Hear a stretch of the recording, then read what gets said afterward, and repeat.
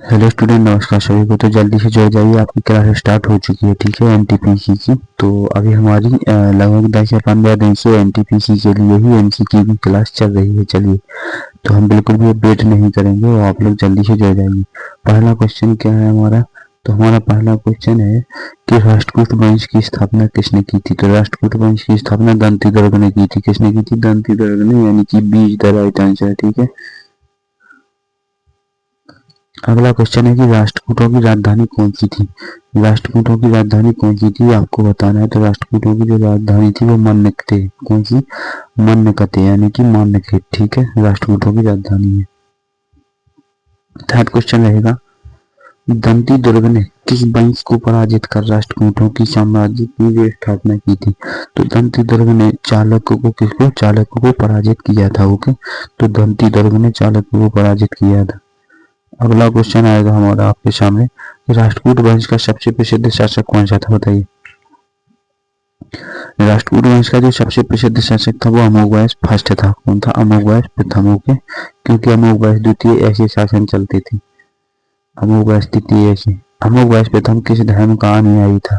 तो अमोघवर्ष प्रथम जैन धर्म का अनुयायी था। आपने देखा होगा कि अमोघवर्ष जैन धर्म में था। जैन धर्म एक बार पढ़ना तो अमोघवर्ष के बारे में मिलेगा आपको। ठीक है।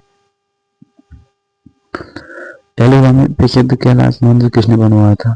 तो एलोरा में जो कैलाश मंदिर है किसने कृष्ण ने बनवाया था। कृष्ण प्रथम ने बनवाया था। वो किसने बनवाया था? कृष्ण प्रथम ने। अगला क्वेश्चन आपके सामने, राष्ट्रकूट काल में प्रसिद्ध कवि, यहाँ पर पंप लिखा है और ये गलत हो सकता है, तो किस भाषा में लिखते थे? जो प्रसिद्ध कवि थे वो किस भाषा में लिखते थे? तो वो कन्नड़ में लिखते थे। किसमें? कन्नड़ में। ओके, राष्ट्रकूट के समय में कन्नड़ भाषा चलती थी, यानी कि राष्ट्रकूटों के समय में कन्नड़ भाषा चलती थी, और वो भी कवियों के लिए। कवि राजमार्ग किसने लिखा था? बताइए, कवि राजमार्ग किसने लिखा था? तो ये आपको बताना है कि कवि राजमार्ग किसने लिखा था। राइट आंसर क्या होगा? कविराज मार्ग का अमोघवर्ष। ठीक है, अमोघवर्ष ने इसको लिखा था। चलिए, अगला क्वेश्चन है नाइन्थ क्वेश्चन में हम क्या पढ़ेंगे? तो राष्ट्रकूट वंश के दौरान प्रसिद्ध शिल्प कला का केंद्र बता दीजिए आप एक बार। राष्ट्रकूट वंश के दौरान प्रसिद्ध शिल्प कला का केंद्र कौन था? तो वो एलोरा था। क्या था? एलोरा। राइट। चलिए, अगला क्वेश्चन हमारा रहेगा, राष्ट्रकूटों ने दक्षिण भारत में किसके साथ संघर्ष किया था? तो देखिए, दक्षिण भारत में जो चालुक्य थे उनके साथ राष्ट्रकूटों ने संघर्ष किया था। ठीक है, राइट आंसर सी। सॉरी, कहाँ यार गलत लगा दिया, चोलों पर लगाना था। Right answer B. ठीक है, राइट आंसर इज बी। इसका आंसर दीजिए आप लोग। राष्ट्रकूट किस वंश के सामंत थे? तो राष्ट्रकूट जिस वंश के सामंत थे वो था चालुक्य वंश। ठीक है, किसके सामंत थे? चालुक्य के। ठीक है, तो राइट आंसर इज चालुक्य। ठीक है, चालुक्य वंश के थे, यानी कि सी इसका करेक्ट आंसर है। एलोरा का कैलाश मंदिर किस एकात्मक वास्तुकला का उदाहरण है? तो देखो, एलोरा का जो कैलाश मंदिर है वो एकात्मक का ही उदाहरण है। किसका? एकात्मक का। ठीक है, चलिए चलते हैं। अगला क्वेश्चन क्या रहेगा हमारा? तो अगला क्वेश्चन रहेगा, अमोघवर्ष के समय कौन सा जैन विद्वान प्रसिद्ध था? जो राजा अमोघवर्ष थे उनके समय पर कौन सा प्रसिद्ध जैन विद्वान, जो जैन विद्वान प्रसिद्ध था? बताइए। उनके समय पर जैन सेन, जिन सेन। ठीक है, जिन सेन एक प्रसिद्ध विद्वान है। जैन धर्म की बात चाहिए, जैन विद्वान, तो जिन सेन। ठीक है, इसको रट लेना, इसकी कोडिंग बना लेना। राष्ट्रकूट के काल में उत्तर भारत में प्रमुख प्रतिद्वंदी कौन था? उत्तर भारत में प्रमुख प्रतिद्वंदी कौन था? तो उत्तर भारत में जो प्रतिद्वंदी था वो प्रतिहार था। ठीक है, एग्जैक्टली इसको ब्लू कलर से होना था बट ये रेड हो गया, तो इसके लिए मेरी सॉरी। और अब की बार से पीपीटी सही बनाकर लाऊंगा। ठीक है, पीपीटी तो सही बनती है बट उसमें थोड़ा मिस्टेक हो ही जाता है। राष्ट्रकूट शासनकाल में भूमि कर को क्या कहा जाता था? राष्ट्रकूट के शासनकाल में जो भूमि कर था उसको भोग कहा जाता था। क्या कहा जाता था? भोग। ठीक है, जो मंदिर में जाकर के अपने भगवान का प्रसाद लेते हैं ना, वही वाला भोग। नारायण पंडित किस शासक के दरबारी थे? ठीक है, तो नारायण पंडित जिस शासक के दरबारी थे उसका नाम बता दीजिए। आपको बताना है कि कौन थे वो। इसका राइट आंसर क्या होगा हमारा? अमोघवर्ष प्रथम। ठीक है, तो नारायण पंडित किस शासक के दरबारी थे? तो अमोघवर्ष के थे। किसके थे? अमोघवर्ष के। ठीक है, अगला क्वेश्चन आपके सामने है, राष्ट्रकूट शासक किस धर्म में संरक्षक माने जाते थे? ऐसा कौन सा धर्म था जिसमें राष्ट्रकूट शासक संरक्षक माने जाते थे? उसकी रक्षा की राष्ट्रकूटों ने। बौद्ध धर्म है, जैन धर्म और हिंदू दोनों, ठीक है। दोनों की रक्षा किसने की? तो राष्ट्रकूटों ने की। राष्ट्रकूटों का प्रमुख सिक्का क्या कहलाता है? बताइए। राष्ट्रकूटों का जो सिक्का है वो क्या कहलाता है? राष्ट्रकूटों के सिक्के को स्वर्ण का सिक्का कहा जाता है, जिसका मतलब होता है सोना, ठीक है। इसका मतलब होता है सोना, ठीक है, गोल्ड। और सोना शुद्धतम, कितना सोना शुद्धतम माना जाता है? 24 कैरेट। 24 कैरेट सोना शुद्धतम माना जाता है।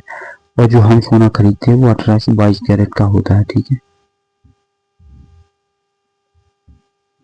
राष्ट्रकूटों ने किस प्रसिद्ध सभा में भाग लिया था? बताइए। राष्ट्रकूटों ने किस प्रसिद्ध सभा में भाग लिया था? तो इन्होंने कान्य कुंभज में भाग लिया था, ठीक है। अगला क्वेश्चन है, यानी कि हमारा लास्ट क्वेश्चन हो सकता है। राष्ट्रकूट शासक तृतीय ने किसे हराया था? राष्ट्रकूट शासक तृतीय ने किसे हराया था आपको बताना है। तो इन्होंने किसको हराया था? चालुक्यों को हराया था, ठीक है। किसको? चालुक्यों को। तो हमारे आज 20 क्वेश्चन कंप्लीट हुए। सॉरी यार, क्या है यार, इसका ए आंसर, ठीक है, ठीक है। थोड़ा जल्दी जल्दी मिस्टेक हो जाता है तो इसके लिए सॉरी, ठीक है। अब हम बात करेंगे यहाँ पर, देखो आप लोग मुझसे हिस्ट्री तो पढ़ते ही हैं, ठीक है। और हिस्ट्री में एमसीक्यू के माध्यम से भी पढ़ाता हूँ, और ठीक है मेरा पेड बैच भी चलता है, मेरा पेड बैच भी चलता है। पेड बैच कहाँ चलता है? तो मानवेंद्र क्लासेस एप्लीकेशन पर चलता है। इसको आप अभी डाउनलोड कर लीजिए, डिस्क्रिप्शन में लिंक लगी है, चाहिए अभी इसको डाउनलोड कर लीजिए। बहुत फायदे हैं इसकी, फ्री टेस्ट सीरीज मिलती है इस पर, ठीक है। साथ ही साथ हम बात करेंगे इसकी, तो CGL का बैच है जो कि 3.0, इसका नाम क्या है? 3 लक्ष्य बैच 3.0। टीयर 1 टीयर 2 दोनों कंप्लीट होंगे। लिमिटेड ऑफर है, 80% डिस्काउंट है इसमें, मात्र 199 रुपये का। ये 999 रुपये का बैच है, बट इतने का नहीं देना है आपको। इस पर कूपन कोड लगाना है MC098। इस पर आपको 80% डिस्काउंट मिलेगा, जिसके थ्रू आपको बैच पड़ेगा 99 रुपये का। कितने का? 99 रुपये का मिलेगा, ठीक है। 199 का, सॉरी 199 का बैच मिल जाएगा। तो आप अंदाजा लगाइए, 99 999 से भला 199 बैच नहीं मिल सकता, लेकिन मिल रहा है तो अभी ले लीजिए।